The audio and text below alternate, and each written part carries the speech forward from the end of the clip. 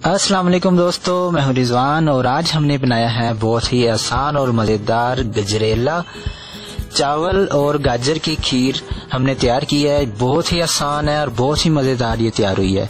तो बगैर वक्त ज़ाया किए आए देखते हैं हमने इसको किस तरह तैयार किया है। बिस्मिल्लाहिर्रहमानिर्रहीम। सबसे पहले हमने करीब 50-60 ग्राम या आधा कप हमने टोटा चावल लिए हैं। इसको हमने अच्छी तरीके से धो लिया है। धोने के बाद इसको हम 1 घंटे के लिए भिगो कर रख देंगे।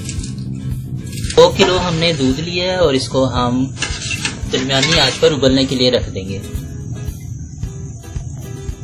250 ग्राम यानी कि 1 पाव हमने गाजरें लिए हैं। इनको हमने धोकर छील लिया है और इसको हम कद्दूकस कर लेंगे।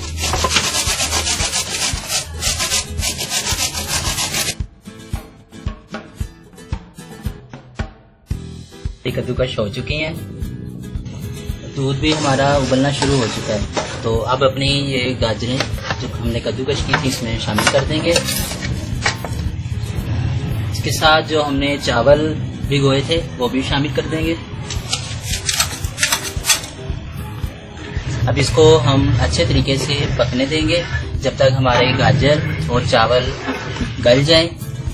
इसको ढक के रख देंगे और वक्फे वक्फे से हम इसको चेक करते रहेंगे और इसमें चम्मच भी चलाते रहेंगे।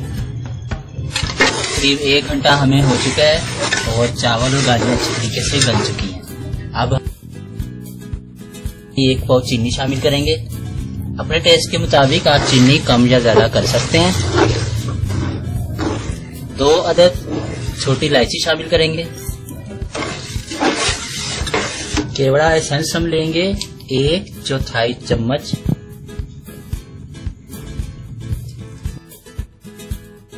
तो हम मजीद 10 से 15 मिनट पकाएंगे और मुसलसल हमने चम्मच इसमें चलाते रहना है, वरना ये चीनी डालने के बाद बहुत ज़्यादा इसके जलने का खतरा होता है। तो दरमियानी आंच पर इसको पकने देंगे और मुसलसल इसमें हमने इस तरह चम्मच चलाते रहना है। चम्मच आपने तेज किनारों वाला लेना है और इस तरह साइडों से भी हम इसको साफ करते रहेंगे। चीनी डालने के बाद हमने 15 मिनट इसको पकाया था और ये हमारी बहुत अच्छे तरीके से अब तैयार हो चुकी है। तो चूल्हा बंद कर देंगे और इसको डिश आउट कर लेंगे। डिश आउट हमने कर लिया है। अब हमारे पास कुछ ड्राई फ्रूट है, आप अपनी पसंद के कुछ ड्राई फ्रूट वगैरह से इसकी गार्निश कर लें।